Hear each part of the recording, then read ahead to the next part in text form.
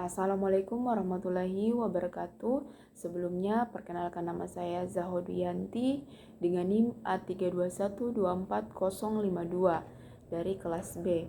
Tujuan saya membuat video ini adalah untuk menjelaskan terkait resume yang telah saya buat di mata kuliah Pengantar Hukum Indonesia dengan dosen pengampu. Dengan hormat saya sebut namanya Bapak Dr. Hasdin SPD MPD. Nah, pertama-tama saya akan menjelaskan terkait dengan pluralisme hukum yang ada di Indonesia. Nah, yang pertama terkait dengan pengertian pluralisme hukum itu sendiri. Jadi, pluralisme hukum ini adalah suatu ketentuan atau sebuah aturan hukum yang lebih dari satu di dalam kehidupan sosial, di mana konsep ini itu menekankan bahwa hukum itu tidak hanya berasal dari negara, tetapi juga dari berbagai sumber seperti adat, agama maupun kebiasaan yang ada di dalam kelompok masyarakat. Nah, yang kedua terkait dengan latar belakang sejarah perkembangan pluralisme sistem hukum yang ada di Indonesia. Nah, untuk perkembangan sistem hukum sendiri sistem hukum pluralisme ini sendiri yang ada di Indonesia itu sangat kompleks dan sangat dipengaruhi oleh beberapa faktor.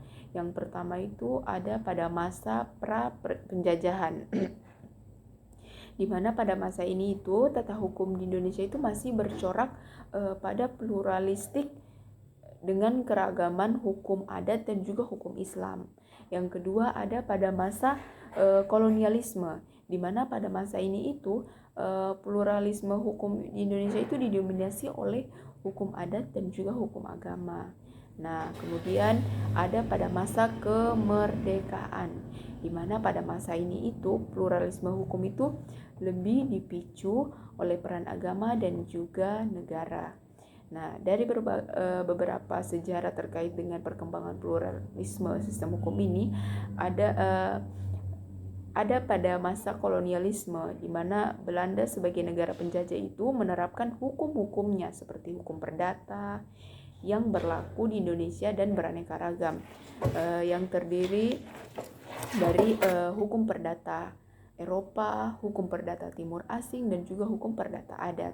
Nah, kemudian terkait dengan berbagai sistem hukum yang ada di Indonesia.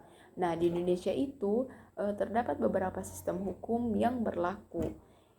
Yang pertama itu terkait dengan sistem hukum adat, di mana hukum adat ini adalah hukum yang lahir dari kearifan lokal yang ada pada masyarakat